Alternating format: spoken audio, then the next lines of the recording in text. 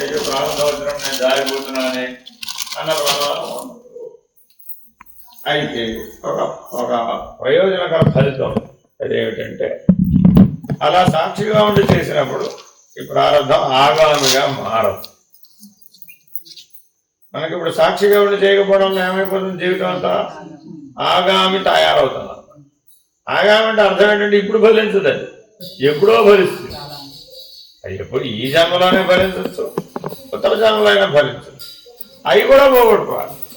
ఎందుకంటే మరి 60 ఏళ్ళు తెలివి లేకుండా జీవించేసాం. మరి ఎప్పుడైతే 60 ఏళ్ళు తెలివి లేకుండా జీవించేసామో మరి అప్పుడు లోపల ఆల్రెడీ మిగిలిపోయినాయి.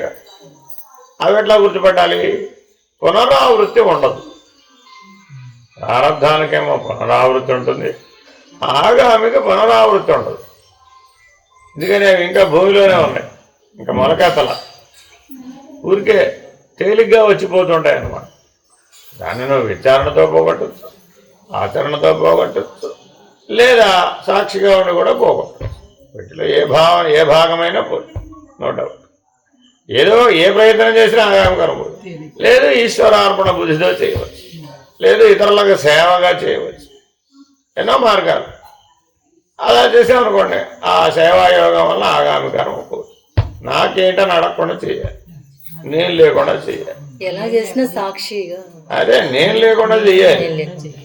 అల్టిమేట్గా అక్కడ నేను లేకుండా చెయ్యాలి. నేను లేకుండా చేస్తే ఆగామకరం పోతుంది. నేను వచ్చింది అనుకోండి మిగిలిపోతుంది. ఒకటే గుర్తుపెట్టుకోండి, ఎక్కడైతే నేనంటావో అవే మిగులుతాయి, అంతే. నేను అన్నవి ఏం మిగలవు. మీ అందరికీ చెప్తా, మీరు జీవితంలో ఎప్పుడూ సాలి పని చేయలేదండి, కానీ చీరలు కట్టుకున్నాను. నా చీర నేనే నేసి కట్టుకోవాలని అనిపించింది. ఎంత అన్యాయం అండి, ఎంత అన్యాయం అండి. మీరు అన్నం మీరే వండుకోవాలనుకున్నారు, మీ పనులన్నీ మీరే చేసుకోవాలనుకున్నారు కదా, అప్పుడు మరి మీ చీర కూడా మీరే నేసి కట్టుకోవాలి కదా.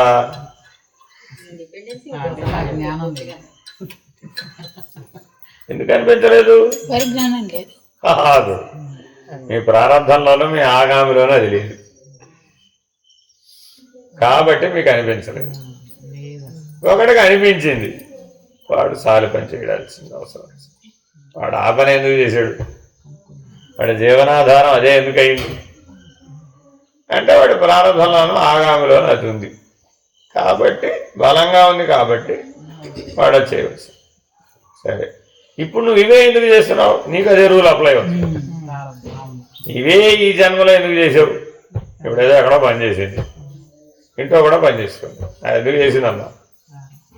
ఆ బలమైన సంస్కారం, ఆ బలమైన వాసన గత జన్మలో మిగుల్చుకు అంత సేమ్ ఎవ్రీథింగ్. అదేనండి, అంతా అందులో భాగమే.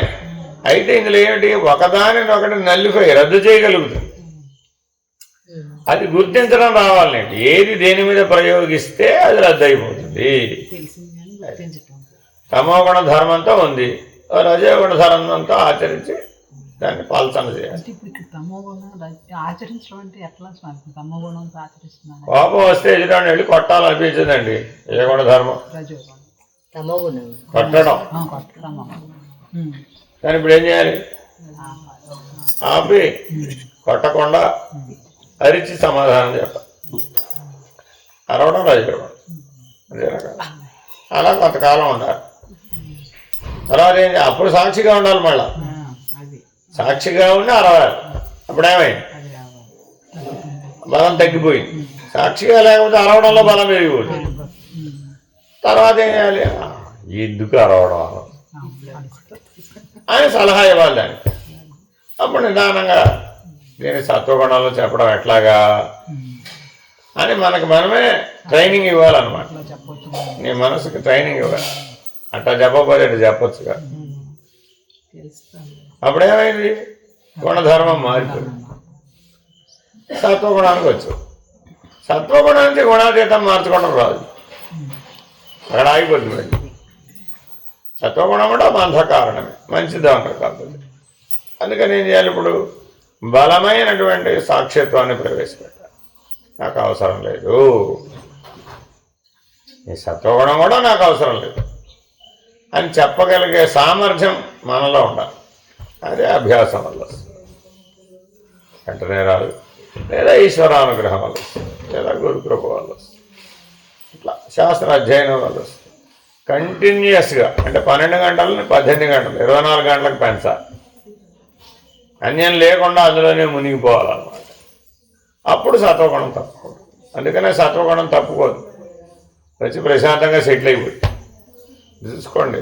సత్సంగాలకు వెళ్ళే వాళ్ళందరిలో ఈ మార్పు వస్తుంది. అంతకుముందు కళ్ళు పెళ్ళిగా ఉన్న వాళ్ళందరూ సాఫ్ట్ అయిపోతారు. సాఫ్ట్ అయిపోయినాక అక్కడ సెటిల్ అయిపోతాడు. ఎంత మారేదనుకున్నారు నేను. గురువు అనుగ్రహం అంటే ఏమిటి? కదలకుండా ఉంచటం. కదలకుండా ఉంచడం అంతే. ఏ చేత చేసినా పోలేదు, గుర్తుపెట్టుకోవాలి. కేవల సాక్షి. గురువుగారు ఏం చెప్తున్నాడు? నాయన కేవల సాక్షి. కేవలం సాక్షిగా ఉంటే తప్ప అది సత్వగుణం విడవు. ఆగండి, ఎందుకని ఆ మాట అంటున్నాడు అంటూ ఆలోచించాలి.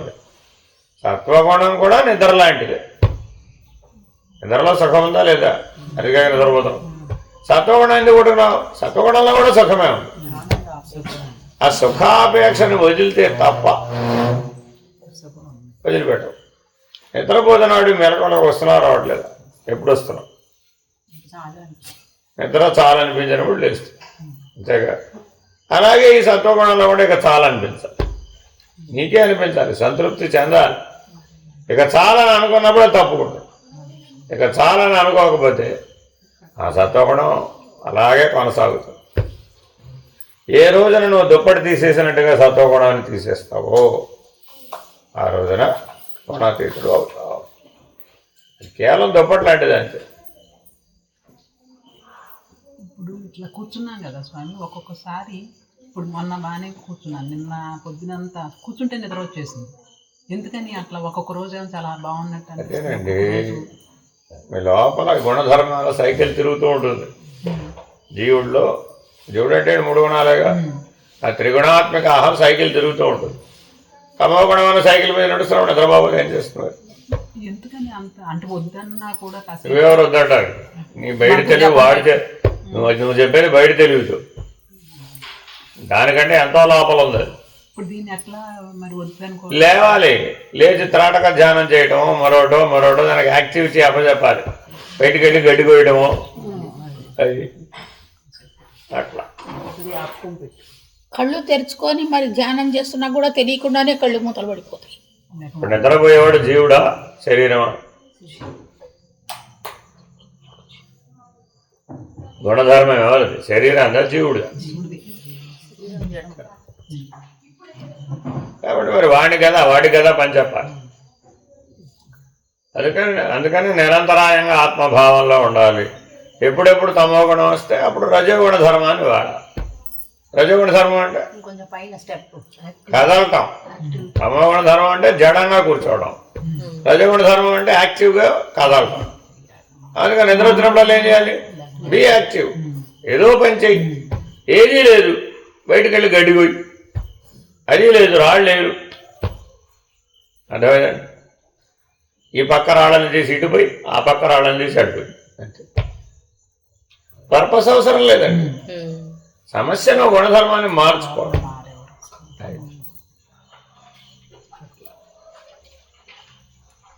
ఏదీ లేదు, బయటకు వెళ్ళి ఇప్పుడు అక్కడ బోర్డు గడ్డి కనబడుతుందా లేదా? ఆ గడ్డి అంతా చక్కగా పీగో పక్కనే. లేడీస్ కి పని లేకపోవడం ఏంటి? ఇల్లంతా ఏమో అనుకుంటున్నారు అంతే, ఏముండదండి. స్వామి చాలా టైం ఉంటుంది, వేస్ట్ అయిపోయింది. ఆ టైం గట్టిగా చేస్తే 3-4 గంటల కంటే ఏముండదండి. 20 గంటలు మీరు ఖాళీ, 20 అవర్స్ మీరు ఖాళీ. ఆ 20 గంటలను సద్వినియోగం చేసుకోవడం ఎట్లాగో రావడం లేదు. అంతే, అక్కర్లేని ఆలోచనలకి సమయం కేటాయించాలి. అందుకని ఇలాగా కూర్చొని నిద్రపోవడం వల్ల ఏం ప్రయోజనం లేదు.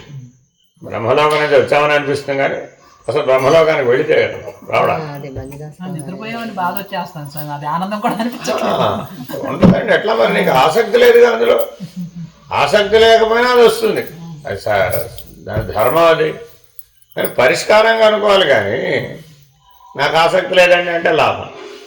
అందుకని నిద్ర వచ్చే వాళ్ళందరూ ఏం చేయాలి? అందుకే ఆయన ఏం చెప్పారు? సర్వీస్ చేయండి, లేచి పని చేయండి, నాకేమిటని అడగకుండా పని చేయండి. అప్పుడేమైపోతుంది? తొలగిపోతుంది. అంతే. బాబా గారు ధ్యానం చేయొద్దని చెప్పలేదండి, సర్వీస్ ఒకటే చెప్పారని అంటారు. పొరపాటు. నీకు ఎప్పుడు ఇలా సమస్య వస్తే అప్పుడు చేయమన్నారు. వెళ్ళి ధ్యాన వృక్షం కింద ధ్యానం చేయి, నిద్ర వచ్చింది సేవ చేయి, అలా చెప్పారు సేవ. అంతేగాని బాబా గారు సేవ ఒకటే చెప్పారండి అంటారు. ఎవరు చెప్పారు? ఇప్పుడు అందరికీ ఒక రకంగా ఏం చెప్పలేదు ఆయన. అందరికీ ఒక రకంగానే చెప్పారు పూర్వకాలంలో. అన్నీ చెప్పారు. ఒకప్పుడు చెప్పినప్పుడు పూర్వకాలంలో 60-70 వరకు ఒకలాగానే చెప్పారు. అందుకనే ఆ ఫారినర్స్ అందరూ కదలకుండా కూర్చుంటారు. మనమే అటు ఇటు పరిగెట్టేది. మీ సర్వీస్కి సేవాదాలు ఎవరు వస్తారమ్మా? ఫారినర్స్ ఎవరు సేవాదాలు ఉండనే ఉండదు అసలు.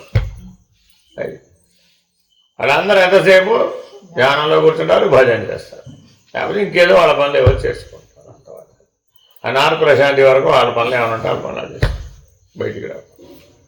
అట్లాగా అక్కడ చేస్తారు వాళ్ళు. వాళ్ళ దేశంలో వాళ్ళే సేవాదాలు పనులు చేస్తారండి, అక్కడ చేస్తారు. సో అందుకని బాబా గారు ఎలా చెప్పారయ్యా అంటే, నాయన రోజు కాసేపు ఉదయం సాయంత్రం భజన చెయ్యి, భగవన్నామస్మరణ చెయ్యి. ఆ భగవన్నామస్మరణలో నీకు ఇష్టమైనటువంటి భజన ఏది ఏర్పడుతుంది, అదే భజన మనసులో నిరంతరాయంగా అనుకుంటూ వెళ్ళి అనుకోగా ధ్యానం అవుతుంది. ఒక దగ్గర స్థిరంగా కూర్చుంటే నిద్ర వచ్చింది, లేచి సర్వీస్ చేయి, మళ్ళీ కూర్చో, మళ్ళీ సర్వీస్ చేయి, మళ్ళీ ఇట్లా సాయంత్రం స్మరణ టైం అయ్యేదాకా స్మరణ చేస్తూ ఉండు, ధ్యానం చేస్తూ ఉండు. మధ్యలో నిద్ర వస్తే ఏం చేయాలి? సర్వీస్ చేయాలి. This is the model. అప్పుడేమైంది? సత్వగుణం, రజోగుణం, తమోగుణం. అప్పుడు 3 సమం అయిపోయాయి. 3 విషమమేగా జీవుడు, సమం అయితే ఈశ్వరుడు. 3 గుణాలు సమస్థితిలో ఉన్నాయండి. 33 పెట్టావు ఈశ్వరుడే, అదే రుద్రుడు. 33 పెడితే రుద్రుడు. అర్థమైందండి?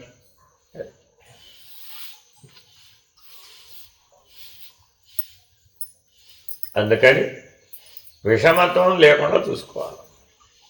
అందుకే బ్యాలెన్స్గా ఉండాలి, సాక్షిగా ఉండాలన్న మాటలు అవే. 3 గుణాలని సమస్థితిలో ఉంచాలి ఎప్పుడూ కూడా. ఏ వైపు నువ్వు ఓటేసేయకూడదు, వేస్తే ఏమైపోయింది?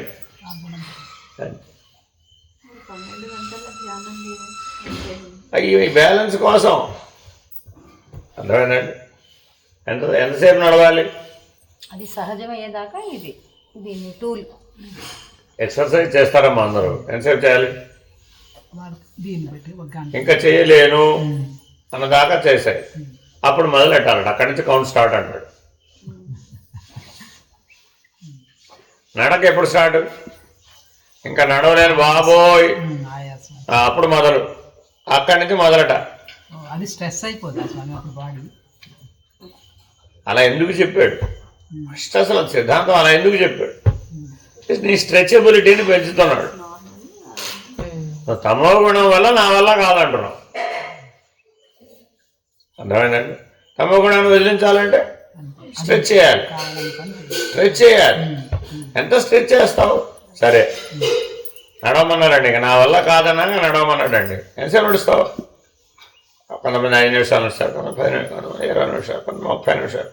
చేయగా ఏమైంది? ఇప్పుడు అసలు 5 నిమిషాలే పెరిగింది, తర్వాత 10 నిమిషాలు, తర్వాత 20 నిమిషాలు, 30 నిమిషాలు, అరగంట, 40 నిమిషాలు, గంట. అంతకుముందు చేత కాదన్నాడు కదా మరి. 24 గంటలు నాడు. అందుకే నేను ఏమంటున్నాను, 24 గంటలు ధ్యానం చేయమంటా నేను. అది ప్రమాదం, అది మీ వల్ల అయ్యే పని కాదు. 12 గంటలు చేయండి, 4 3 12 గంటలు చేయమండి. అది కూడా బ్రేక్ తోటి చేయమంటున్నాం. అప్పుడేమైంది? ఆ బ్రేక్లో మీకు ఈవెన్నెస్ వస్తుంది అన్నమాట. బ్రేక్లో అటు ఇటు తిరుగుతావు కదా, అప్పుడు రజోగుణ ధర్మం. మళ్ళీ కూర్చున్నావు సత్వగుణం, తమోగుణం. కూర్చున్నప్పుడు 2 గుణాలే ఉంటాయి. అయితే సత్వగుణం లేకపోతే తమోగుణం, అంతే. సాక్షిత్వం లేకపోతే అప్పుడు దీని మీద బ్యాలెన్స్ ఎంత మేరకు వచ్చిందో చూసుకోవాలి. అది ధ్యానం అంటే. అందుకు 4 3 12 గంటలు చేస్తే మీరు మీ హంస మంత్రాన్ని సద్వినియోగం చేసుకునే వాళ్ళు అవుతారు. షడాక్షరంలో ఎవరైనా ఉన్నారనుకోండి, వాళ్ళకి హంసమంత్రం ఇవ్వాలంటే ఏం చేయాలి? వాడు ఏం చేయాలి? కూర్చోవటం 12 గంటలు ముందు 4 సంఖ్యలు చేయడం రావాలి. ఫస్ట్ కూర్చొని నిద్రపోకుండా ఉండాలి. అది చూస్తామన్నమాట. కూర్చొని నిద్రపోయేవాడికి హంసమంత్రం ఇచ్చి ప్రయోజనం ఏముంది? ఇప్పుడు హంసమంత్రంలో వాడు కూడా కూర్చొని నిద్రపోతున్నారు. ఎందుకని? ఉపయోగించుకోవడం చేత కదా. మన చేతిలో గాంధీవం ఉందండి, అర్జునుడు వాడిన గాంధీవం ఉంది, మనకు వాడుకోవడం రావచ్చు, ప్రయోజనం ఏముంది? రామ బాణం చేతిలో ఉంది, ప్రయోగించడం రావచ్చు చేతిలో. అందుకని ఆ హంసమంత్రం అనేది రామబాణం లాంటి. కానీ మరి అందరూ ఏమైనా ఉంటారు, ఏమిటోరంటే ఆయన దగ్గరికి ఇప్పుడు 6 ఏళ్ళ నుంచి వెళ్తున్నానికి కావాలమంటారు. ఓకే, ఎందుకు ఇవ్వలేదు? ఎందుకు ఇవ్వలేదు? దాని వెనకాల బ్యాక్గ్రౌండ్ ఉంది. సరే, ఇదిగోనమ్మా రామబాణం పట్టుకెళ్ళు మనం చేయందాడు పెద్ద విషయం. ఏం చేసుకుంటావు? అటక భయపడతాం తీసుకుని. అందరికీ ఎన్నో పుస్తకాలు ఇచ్చామండి, ఏం చేశారు? అయ్యో, మరి ఆ పుస్తకాలు అటకమే పెడితే జ్ఞానం వస్తుంది అమ్మ. డాక్టర్ దగ్గరికి వెళ్ళాం, మందులు తెచ్చుకున్నాం, అన్నీ గూట్లో పెట్టాం. ఏం చెప్పాం? ఆరోగ్యం రాలేదండి బాబు. అదేమిటి? చాలా మందులు ఇచ్చావు కదా, ఏం చేసావు? గూట్లో పెట్టాను అడుగు. మందులు గూట్లో పెడితే ఆరోగ్యం వస్తుందా? రాదు. పుస్తకాలు అటకమే పెడితే జ్ఞానం వస్తుందా? రాదు. ఎందుకు చదవటం లేదు మరి? కనీసం షడాక్షరంలో ఉన్నవాడు పుస్తకాలను చదవచ్చు కదా. ఎన్ని పుస్తకాలు చూడండి అక్కడ. ఏ ఒక్క పుస్తకం చదవాలి మీకు ఎందుకు అనిపించడం లేదు? నాకు అర్థం కాదండి. బిగ్ డ్రాబ్యాక్ ఎక్కడ ఉంది? నాకు అర్థం కాదండి. అసలు నా అభ్యాసం చేయకుండా ఎలా అర్థం అవుతుంది? పిల్లాడికి చదువు రావట్లేదండి, ఏం చేయాలి? ఏం చెప్పారు మీరు? ఇది అంటే నీ మనసు పిల్లాడని ఎన్నిసార్లు చెప్పాను, అది మొరాయిస్తుంది అంతే. నేను ఆడుకుంటాను, చదవరా నేను ఆడుకుంటాను అంతే. ఏం చేయాలి? బజ్జీలు ఆడతావో, పోటాడతావో, కాపాడతావో, ఏదన్నా చెయ్యి, కూర్చోబెట్టి చదివించు. అందుకని ఏం చెప్పాను? తప్పక అధ్యయనం చేయాలి. షడాక్షరి వాళ్ళందరూ తప్పక అధ్యయనం చేయాలి, తప్పక పారాయణ చేయాలి, తప్పక జపం చేయాలి. అన్నీ ఎందుకు తప్పక అంటున్నావు? అప్పుడు మిగిలిన వ్యవహారం తగ్గించుకుంటామని. మీరేం చేస్తున్నారు? వ్యవహారం నేను చేయాల్సిందని అది తీసేయడం కుదరదు, నేను 18 గంటలు వ్యవహారం చేయాల్సిందే అని అన్నాను. ఇంకా ఇప్పుడు ఇంక చేసేది ఏమిటప్పుడు? ఆ మిగిలిన 6 గంటలు నిద్రపోదు. ఈ 6 గంటల నిద్ర సరిపోదు ఆ 18 గంటల వ్యవహారం. అప్పుడేమైంది? నువ్వు ఎప్పుడో 1 గంట కూర్చుంటావు, ఆ గంట కాస్త 10 నిమిషాల తర్వాత టింగ్. ఈ 6 గంటలు అక్కడ ఓవర్ రైడ్ అవుతుంది అన్నమాట. ఎందుకని ఆ 18 గంటల వ్యవహారానికి మినిమం 8 గంటలు నిద్రపోవాలి. మీ పక్క వాళ్ళని చూస్తాడు అనమాట, వాడు 2 గంటలు నిద్రపోతాడు, నేను ఇప్పటికే 6 గంటలు నిద్రపోతాను, నా జీవితంతో నిద్రలోనే వేస్ట్ అయిపోయింది అని తెగ బాధపడిపోతాడు. బాధపడిపోయి ఏం చేస్తాడు? పూర్తి అవ్వకముందే లేచేస్తాడు. పోయినా లేవడంలో కూడా తెలివి ఉంటే బాగానే ఉంటుంది. స్లీప్ సైకిల్ ప్రకారం లేవాలన్నమాట. 1.5 గంట సైకిల్ లెక్కేసుకోవాలన్నమాట. అంటే అర్థం ఏంటి? 10ంటికి పడుకున్నారండి, 10ంటికి పడుకుంటే సైకిల్ స్టార్ట్ అవుతుంది 11:30. అప్పుడు లేచారనుకోండి, కాల మధ్యలో లేవరు, కరెక్ట్గా 0 పాయింట్కి వచ్చినప్పుడు లేవాలను. 1.5 గంట కరెక్ట్గా లెక్కేసుకొని లేస్తే సరిపోతాడు, ఫినిష్డ్, నిద్ర సరిపోతుంది. అది అనగా నేను మళ్ళా నువ్వు ఎప్పుడు లేస్తావు? అక్కడ గుర్తుపడ్డాను రాదు, ఏమో ఇట్లా పీక్కి వెళ్ళిపోతుంది. ఇక్కడ లేస్తాడు, అప్పుడు ఏమైపోయింది? అయ్యే నా టైం అంతా వేస్ట్ అయిపోయింది, నా జీవితం అంతా వేస్ట్ అయిపోయింది. ఎప్పుడు గుర్తొచ్చింది? సాయంత్రం ఇటు పైకి వెళ్ళినప్పుడు, సాయంత్రం ఇటు కిందకి వెళ్ళినప్పుడు. ఇంకా 0 మీద లేస్తే సరిపోతుంది. 1.5 గంట లెక్కేసుకోవాలన్నమాట. ఇంకేం ఏం చేసినా రాదు ఇక. అది అదే మీరు సైకిల్ మళ్ళీ స్టార్ట్ అయిపోయి ఎండ్ అయ్యే లోపల లేచేశారు, మీరు లేచినా ఆ లోపల అది ఆ సైకిల్నే కంటిన్యూ చేస్తుంది. మీరు లేవగానే ఏం చేస్తున్నారు? కూర్చున్నారు. కూర్చోవడం వరకే నీ పని. తర్వాత డింక్ అని పడిపోతుంది. ఆ 0కి వచ్చి సెటిల్ అయ్యేదాకా అలాగే ఉంటుంది. చూసుకోండి, మీరు కావాల్సి వస్తుంది. ఒక 10 నిమిషాలు 20 నిమిషాలు నిద్రపోతారు, మీకు తెలియకుండా. ఓహో, ఓ ఒటికాయ మీరే వేసుకుంటారు, వేసుకుని లేచేస్తారు, ఇక మళ్ళీ నిద్రపోదు. ఎందుకని ఆ సైకిల్ కంప్లీట్ అయిపోయింది. ఆ 20 నిమిషాలు బ్యాలెన్స్ ఉంది అక్కడ. ఆ 20 నిమిషాలు మీరు కూర్చున్నా నిద్రపోతారు, నిలబడా నిద్రపోతారు, పడుకో ఎట్టయినా నిద్రపోతారు. అది ఇది దీన్ని చాలా జాగ్రత్తగా గమనించడం రావాలి. నేను నిద్రపోవడానికి గమనిస్తే మీరు తెలిసిపోతుంది. మేము ముందు మాట్లాడుతూనే ఉంటాం, చెప్తూనే ఉంటాం, మీతో పాటు పడుకున్నట్టే ఉంటాం.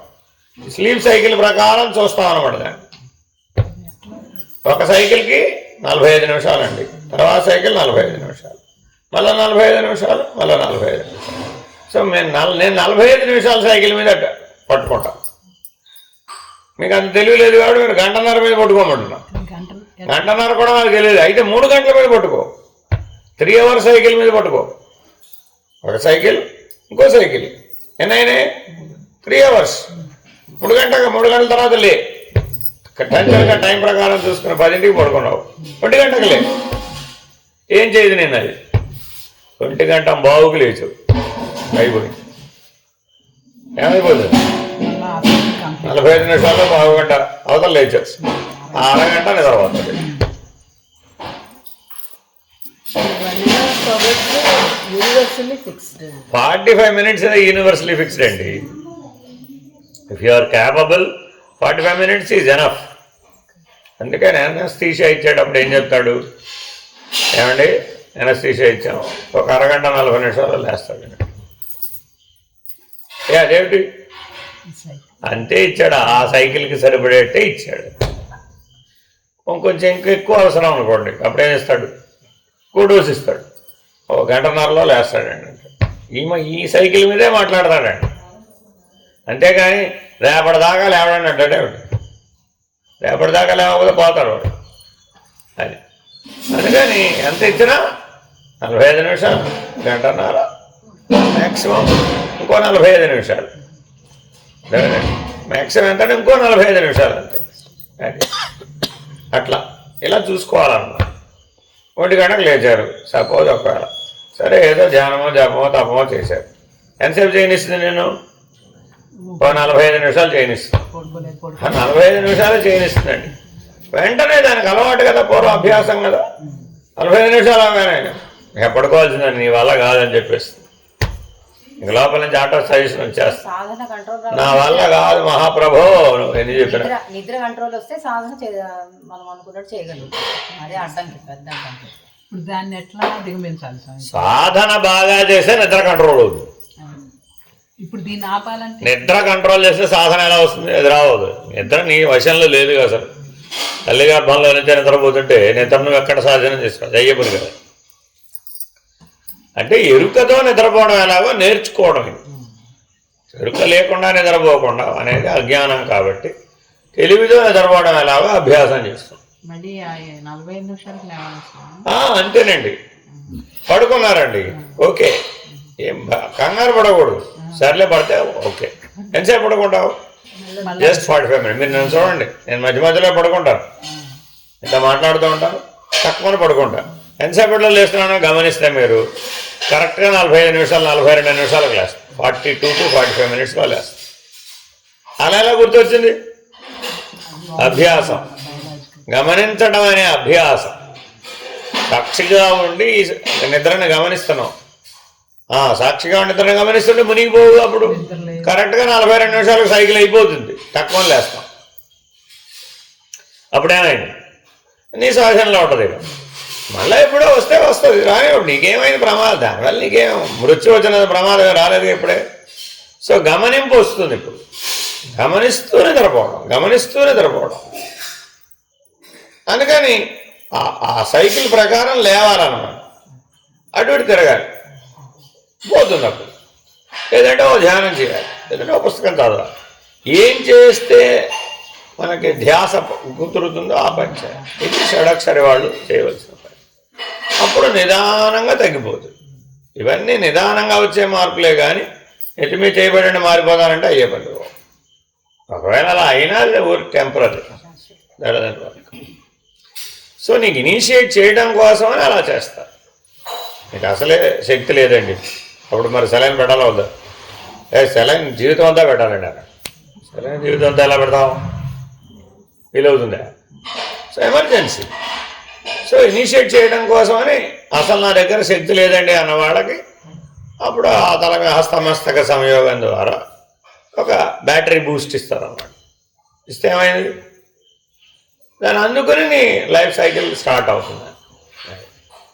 అంతేగాని నాకు శక్తి లేదు మీరే ఇవ్వాలండి బాబు, నాకు 100 ఏళ్ల పాటు నేను మీ మీదే ఆధారపడాను ఏం చేయాలి? అవదుగా. కాబట్టి ఇక్కడ ఎందుకు చేయమంటున్నాం? It's a controlled environment. ఇక్కడ ఇంకేమీ డిస్ట్రాక్షన్స్ లేవు. ఇప్పుడు ఇక్కడ అక్కడికి వెళ్ళాలి, ఇక్కడికి వెళ్ళాలి, అది చేయాలి, ఇది చేయాలి, అలా ఉండాలి. కానీ ఇక్కడ కూడా మీ మనసు తెలివిగా డిస్ట్రాక్షన్ సంపాదించుకోండి.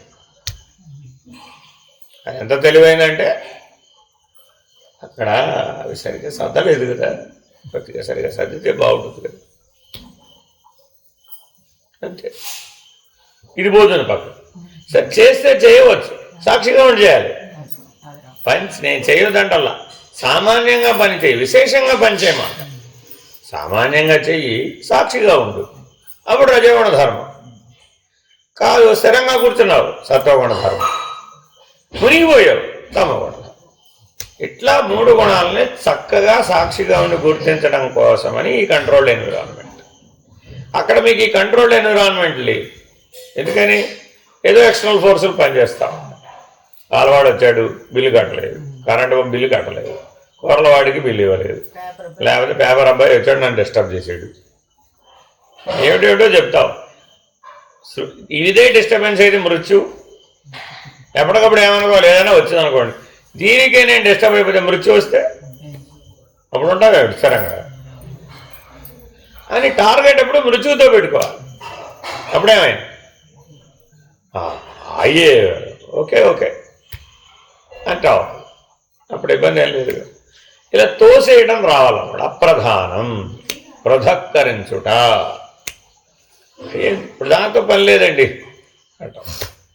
వచ్చినప్పుడు చేద్దాం లేవయ్యా, ఇప్పటి నుంచి ప్రిపేర్ అయితే కానీ అప్పటికి చేయలేవు అంటాడు లోపల నుంచి కూడా.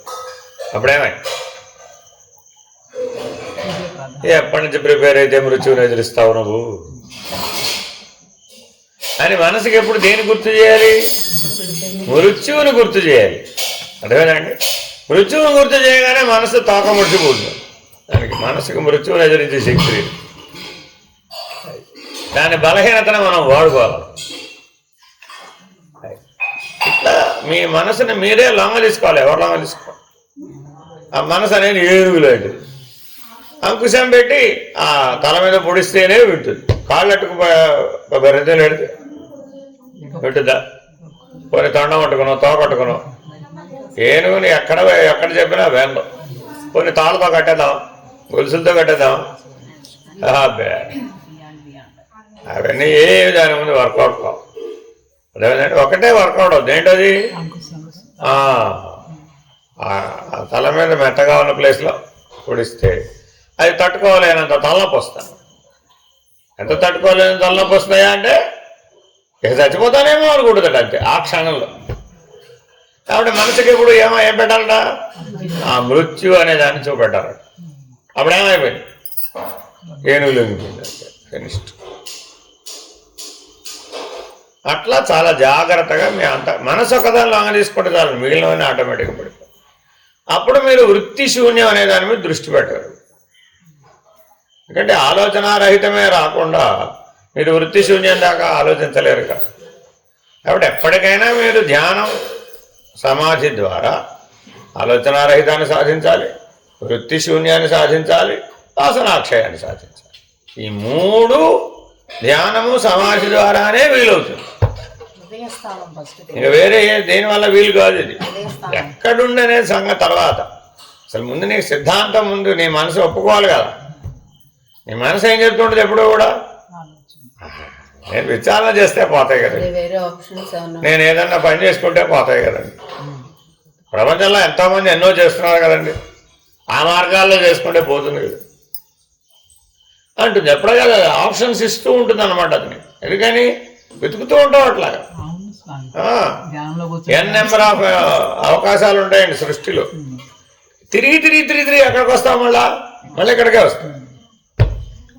ఇక్కడ కూడా చేసేది ఇదే. కొత్తల్లో ఏమైనా తేడా ఉంటే ఉండవచ్చేమో, కానీ చదువుకోవడం అనే పని ఉందండి. 1వ క్లాసులో అయినా చదువుకోవడమే, 100వ క్లాసులో అయినా అదే. 100వ క్లాసులో కూడా చదువుకుంటాడు ఎవడన్నా. చదువుకోవడం అనే లక్షణం మారదు. విద్యార్థి అనే లక్షణం మారిందా? మారలేదుగా. అదే మారదు, గుర్తుపెట్టుకోవాలండి. రకరకాల ప్రయోగాలు మారవచ్చు, రకరకాల ఫలితాలు మారవచ్చు, మెథడాలజీ ఆఫ్ స్టడీ మారవచ్చు. స్టడీ ఎలా పోతుంది? అసలు స్టడీయే తీసేద్దాం, అది అప్పుడేటా కుదురుతుంది.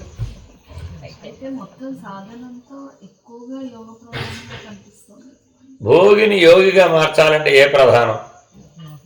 యోగం మనసుతో చేయవచ్చు, ప్రాణంతో చేయవచ్చు, రెండిటితోనూ చేయవచ్చు. మీరు యోగం అంటే ప్రాణం అని అనుకుంటున్నారు. యోగం అంటే కేవలం ప్రాణం ఒకటే కాదు, కేవలం మనసు ఒకటే కాదు. ప్రాణ మనస్సులను బ్యాలెన్స్ చేయడం, సమత్వం యోగం వచ్చేదే. ఏమిటి సమత్వం? ప్రాణ మనస్సులను సమంగా ఉంచాలి. అందుకని నేనేం చెప్తున్నాను మీకు, సమప్రాణాయామం చేయండి. అభ్యాసం సమప్రాణాయామం చేస్తే మనసు సమంగా ఉంటుంది. అసలు సమప్రాణాయామం ఎప్పుడు చేయమని చెప్పాము మిమ్మల్ని? ఎప్పుడో భూమి పుట్టినప్పుడు చెప్పాము. అదే అంటే అర్థం ఏంటి? బలహీనతతో పుట్టాం, అర్థమైందండి. పుడుతూనే ఒక బలహీనతతో పుట్టామండి. పోనీ మనసుని బ్యాలెన్స్ చేయి. సరే, సమప్రాణాయామం చేత కాలేదు, పోనీ మనసుని బ్యాలెన్స్ చేయి, అటు ఇటు పోకుండా. అంటే ఏమంటున్నావు? అది నా మాట వింటలేదు. హృదయస్థానం నీకు తెలియదమ్మా.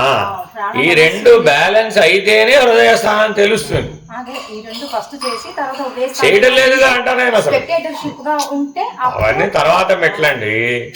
అసలు వీళ్ళ పరిస్థితి ఏమిటి ఇప్పుడు? అసలు ప్రాణ మనసులే బ్యాలెన్స్ అవ్వడం లేదు. ఎన్ని గంటలు కూర్చున్నా ఆ ప్రాణ మనసులో బ్యాలెన్స్ అవడంలా. ఎప్పుడు ఇంబ్యాలెన్స్ గురైపోతుంది.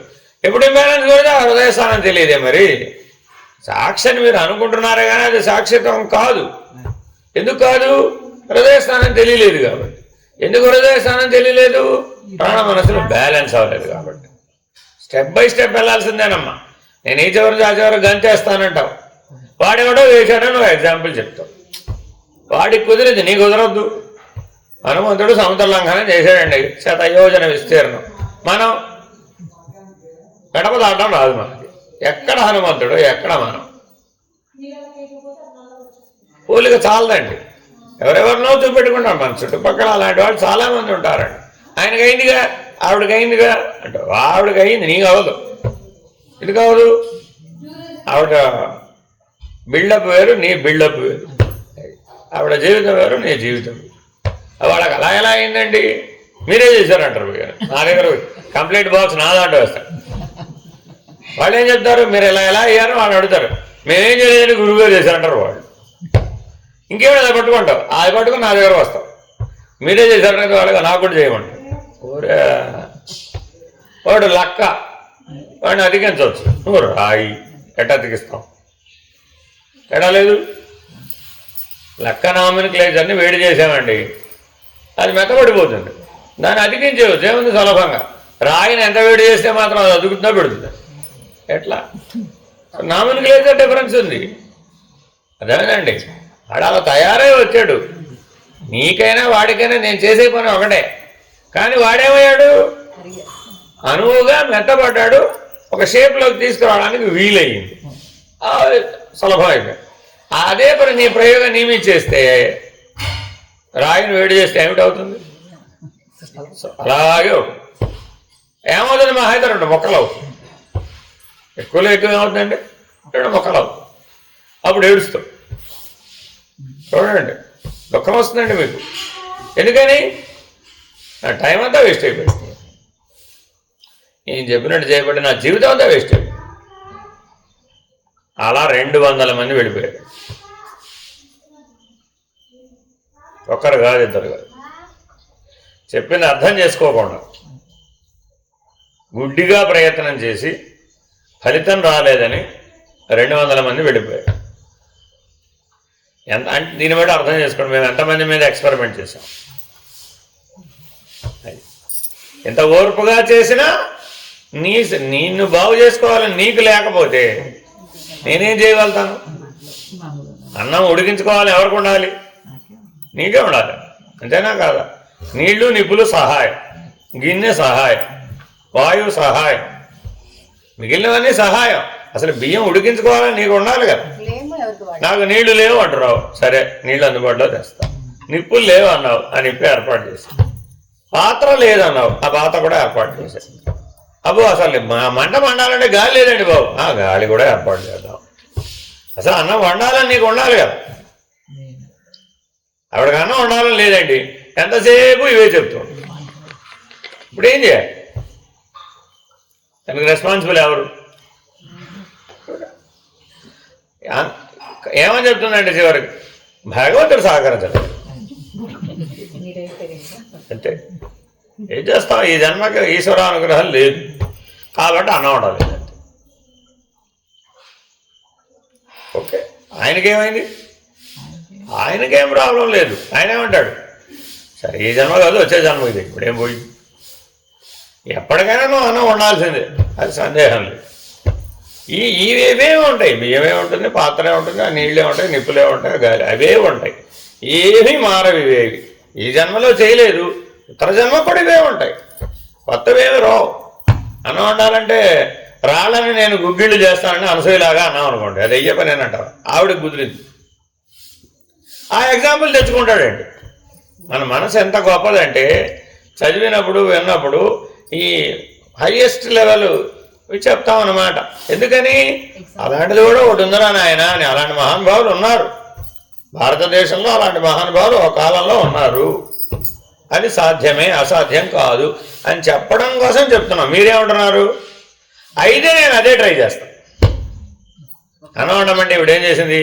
బియ్యం బదులు రాళ్ళు తెచ్చి అందులో వేసి మీరు చెప్పిన పాత్ర పెట్టానండి, నీళ్లు పోసానండి, నిప్పులు పెట్టానండి, గాలి కూడా అన్నీ అందుబాటులో ఉన్నాయండి, కానీ అన్నం అవ్వలేదండి.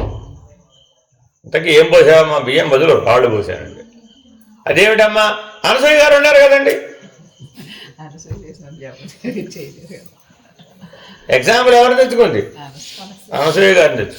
వరే వరే వరే వరే సర్వసాధారణమైన బియ్యం పోస్తే ఇవన్నీ ఉంటే ఉడుకుతుంది కదా, అది అయిపోతుంది కదా. ఇప్పుడు అనసూయ గారు రాళ్ళను గుగ్గిళ్ళు చేసిందని చెప్పి నువ్వు కూడా ట్రై చేస్తే అసలు అక్కడ ఏం జరిగిందో నీకు తెలియదు. ఆవిడ ఎందుకు చేయవలసి వచ్చిందో ఆవిడ జీవితం అంతా అదే వండి పెట్టింది. ఆవిడ ఒక సందర్భంలో ఆవిడ తన తపశ్శక్తిని ఉపయోగించి అలా చేయవలసి వచ్చింది, చేసిందంటే అదే ఎక్స్ట్రీమ్ థింగ్. అది ఆ ఎక్స్ట్రీమ్ థింగ్ని పట్టుకొని ఇక్కడ పెట్టమంటే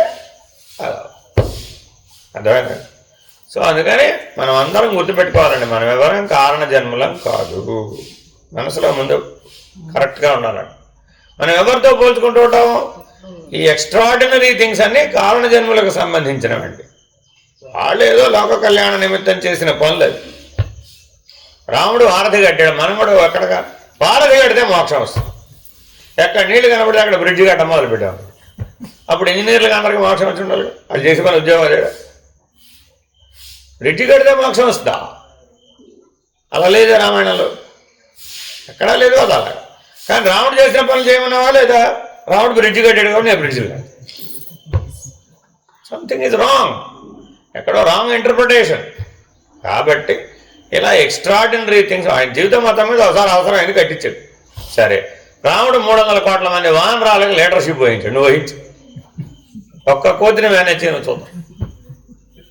నీ మనసన్న ఒక్క కోతిని మేనేజ్ చేయడం రావడం లేదు. ఆయన మరి 300 కోట్ల వానరాలని తన స్వాధీనంలో ఉంచుకొని యుద్ధం చేయించాడు ఆట. కాబట్టి ఎవరితోనో నేను పోల్చుకుంటానండి, దట్ డజంట్ వర్క్. అనుకున్నంత బలం నీకు ఉండదండి, దైవ బలం. మన దగ్గర ఏమి లేదు, దైవ బలం లేదు, మానుష బలం తప్ప అతి మానుష బలం లేదండి మన దగ్గర. అలా పుట్టలేదు మనం, have not born like that. ఎందుకు వాళ్ళని అవతార పురుషులు అంటున్నాం? అతి మానుష బలంతో పుట్టాడు వాడు, వాడుకున్న శక్తి వేరు. యోగ వాసిస్తున్న లైన్లో చెప్పేస్తే రెండోసారి అడగకుండా విన్నాడు రాముడు. మన ఎప్పటికీ వాళ్ళు తెలిసాడు, మనం తెలిసాడు. ధనుర్వేదాన్ని 3 రోజుల్లో నేర్చుకున్నారు, 3 days. విశ్వామిత్రుడు రామలక్ష్మణులకు పరమేశ్వరుడి దగ్గర సంపాదించిన ధనుర్వేదాన్ని 3 డేస్లో నేర్పాడు. ఆజీవన పర్యంతం నిలుపుకున్నారు. పుచ్చుకోవడం ఒకటే కాదు, మన వ్యవహారం ఏంటంటే అప్పుడు అవసరం ఏంటి పుచ్చుకుంటాం, మళ్ళీ వెంటనే మర్చిపోతాం. ఇదేటా కుదరదు. కాబట్టి మహామహా వాళ్ళతో మనం సామాన్యులమ్మ, అర్థమేనండి. కాబట్టి సామాన్యులు సామాన్య పద్ధతిలోనే సాధన సాగుతుంది. అదేంటండి మీకు అయింది కదా, నాకు ఎందుకు అవ్వలేదండి అంటే ఆయనకున్న ఎబిలిటీ నీకుంటే అవుతుంది, ఎందుకు అవ్వదు. కాబట్టి నేను అందుకనే మనం ఇక్కడ అందరికీ సామాన్యులకే ప్రవేశం అండి. అసామాన్యులకు అసలు మనకు పని లేదు. మనం ఎవరో మహానుభావులకి మనం చెప్పడానికి పుట్టలే, వాళ్ళు ఆల్రెడీ వాళ్ళు మహానుభావులే ఆల్రెడీ. సో అందుకని మీరు రోజుకి 4 సార్లు సంధ్యాసాధన చేయాలి, ఫస్ట్ పాయింట్. రెండో పాయింట్, సమప్రాణాయామం సాధ్యమైనంత వరకు ఆఖరి శ్వాస వరకు ప్రయత్నం చేయాలి. నీకు నిలబడినా నిలబడకపోయినా ప్రయత్నం చేయాలి. ఎప్పుడో ఒకప్పుడు కుదురుతుంది. ఒక రాయి మీద రోజు 10 దెబ్బలు కొడుతున్నాడండి, ఏమవుతుంది? ఇవాళ కాదు, 10 సంవత్సరాలకైనా బాగుంటుంది. ఆ సమప్రాణాయామం అనేది అటువంటిది. అప్రధానం చేయకూడదండి. నా చేత కావట్లేదని వదిలేస్తే, అన్నం అంటే నా చేత కాలేదని వదిలేసేవాడి, ఏం చేయాలి ఇప్పుడు? ఆల్టర్నేటివ్ ఏమిటి? ఎప్పటికైనా అన్నం వంట నేర్చుకోవాల్సిందే, అంతేనా కాదా?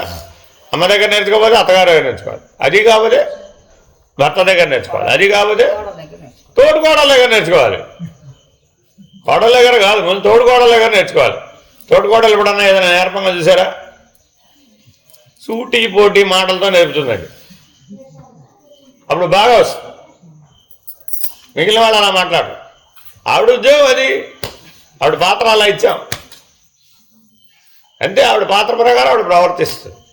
అలా ఉంది నా తోడుకోడలు అనకూడదు. ఆవిడకి నువ్వు కూడా అంతే, నీకు ఆవిడ అంతో నువ్వు కూడా ఆవిడకి అంతే, అట్లా. అందుకని జాగ్రత్తగా ఆలోచించాలండి.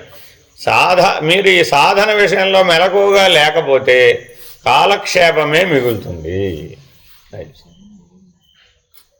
కాలహరణం అయిపోతుంది. కాబట్టి తప్పక తెలివిని వాడాలి, వివేకాన్ని వాడాలి, మెలకువగా గమనించాలి. అందుకే నేను ఎన్నిసార్లు చెప్తుంటా, బాబు గమనించండి, గుర్తించండి, గ్రహించండి, అవసరం లేనివన్నీ వదిలేసి. మీ రోజువారీ జీవితం అదేనండి. మీరు భోజనం ఎన్నో తింటున్నారు, అందులో ఏం చేస్తున్నారు? ఏం తింటున్నారో గమనిస్తున్నారో లేదా? గుర్తించే తింటున్నారో లేదా? లోపలికి వెళ్ళిన తర్వాత ఏమైంది? అవసరమైనవన్నీ గ్రహించింది, అనవసరమైన ఏం చేసింది? వదిలేసి. ఇది యువర్ లైఫ్ ప్రాసెస్. దాన్నే మీరు ఇక్కడ వాడండి అంటారు. న్యాచురల్గా మీలో ఎబిలిటీ ఉంటుందండి. ఇది గమనించగలిగే శక్తి ఉంటుంది, గుర్తించగలిగే శక్తి ఉంటుంది, గ్రహించగలిగే శక్తి ఉంటుంది, అనవసరమైన వదిలేసే శక్తి ఉంటుంది. కాబట్టి ఆ తెలివిని ఇక్కడ వాడండి అంట. ఈ రంగంలో వాడండి, అప్పుడు అది ఉపయోగం. అయ్యో.